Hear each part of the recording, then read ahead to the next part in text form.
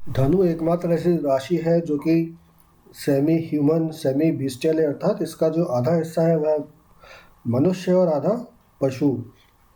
इसका जो चित्र है इसमें आगे एक आदमी है और पीछे एक घोड़ा, अर्थात ये 15 डिग्री तक मनुष्य में गिनती में आती है और पीछे के जो 15 डिग्री होते हैं 15 से 30 डिग्री इसमें घोड़ा है।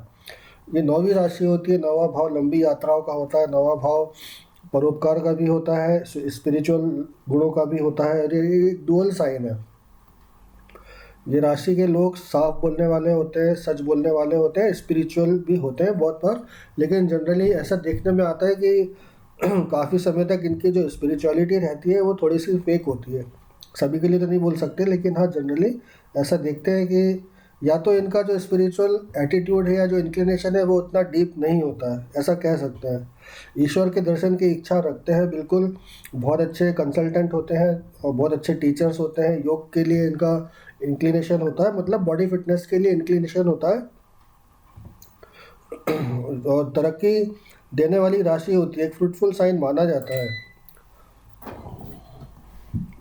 अध्यात्म इनका जो फेवरेट चीज़ें होती हैं वो है अध्यात्म, कानूनी शिक्षा, अनुसंधान, मतलब रिसर्च वगैरह में भी इनका काम आता है, बिकॉज 9th हाउस जो है दैट इज़ हायर एजुकेशन, तो हायर एजुकेशन में रिसर्च भी कवर होता है। हमारे जो जांघें हैं वो इस राशि के अंदर आती है और हमारे स्नायु को भी ये कवर करती है।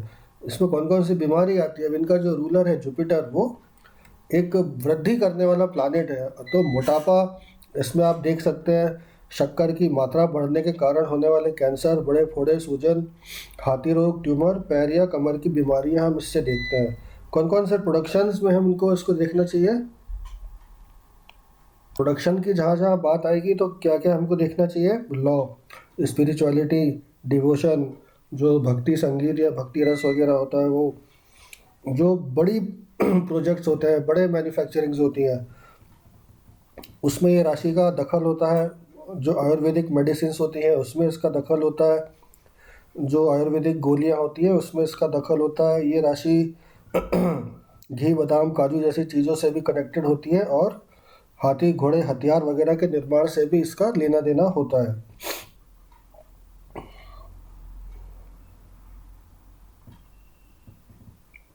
कौन कौन से बिजनेसेस हम इस राशि से देख सकते हैं, law, education, temple, mosque, churches, department of religion and culture, जो आध्यात्मिक मतलब रिलीजियस ग्रुप्स होते हैं, अपना रिलीजियस रिसर्च, संस्कार केंद्र जैसे कि मतलब जो कल्चरल इवेंट्स होते हैं, कल्चरल सेंटर्स होते हैं, उन सबको हम इसमें कैलकुलेट करना चाहिए। मरकरी और जुपिटर दोनों का ही लेना देना फेमस होने से है, प्रोडक्शन सॉरी एडवर्टाइजमेंट और पब्लिकेशन से है, बट जुपिटर जो है वो ज़्यादा वास्ट है। जुपिटर क्योंकि बड़ा करने वाला है, खुद ही एक बहुत बड़ा प्लानिट होता है, उसका जो स्कोप है, उसका जो एरिया है वो बहुत बड़ा है। अगर हम सेजिटेरियस की बात करें इन पर्टिकुलर, तो पूरे कंट्री या पूरे वर्ल्ड लेवल पे जो काम होते हैं उनसे ही कनेक्टेड होती है, चाहे वो बिजनेस हो चाहे नौकरी हो। ये लंबे यात्रा की नौकरी, सॉरी, ये लंबे यात्रा की राशि होती है, सॉरी, ये लंबी यात्रा की राशि होती है क्योंकि नवम भाव पे इसका आधिपत्य होता है काल पुरुष की कुंडली में। तो इंटरनेशनल ट्रैवल, एयरप्लेन्स, नौवहन अर्थात जो सी शिप्स होते हैं उनसे जुड़ी होती है।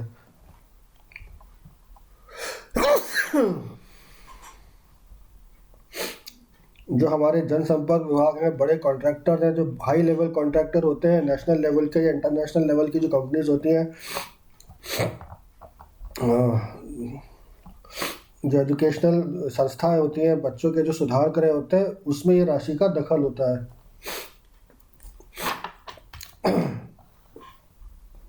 प्लेसेस कौन कौन से इस राशि में आती हैं, स्कूल, कॉलेजेस, आपका courts, religious centres, temple, church, mosque, places where we keep the weapons and जो हमारे घर में पूजा घर होता है और जहाँ पे हम अपने देवी देवताओं की तस्वीरें रखते हैं, वो सब हम इस राशि से देखते हैं।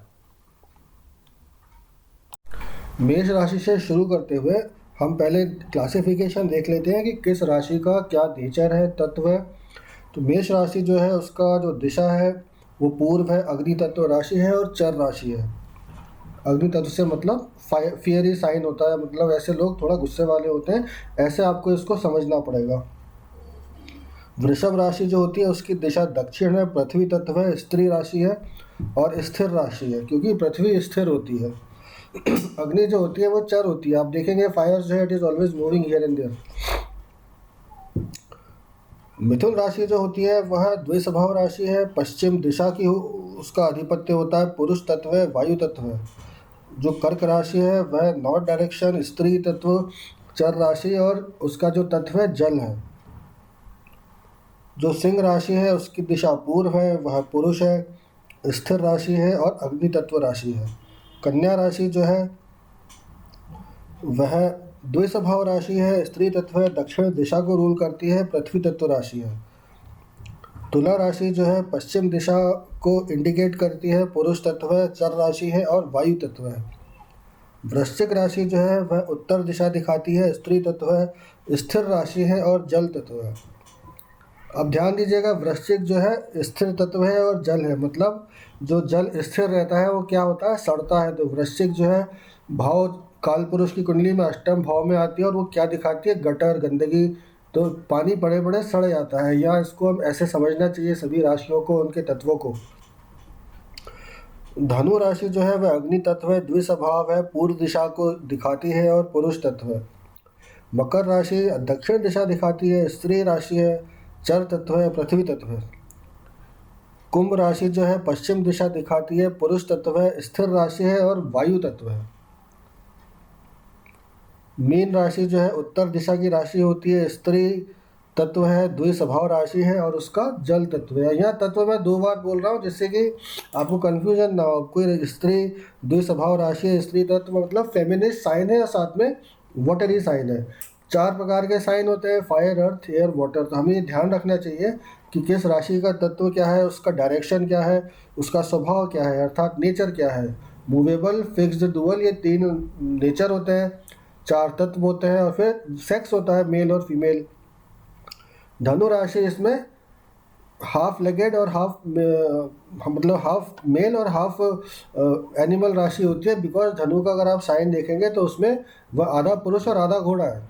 तो 15 डिग्री की जो धनु शुरू की है वह पुरुष है और पीछे की 15 डिग्री जो है वह हॉर्स है। तो ये एक मिक्सचर है इसमें।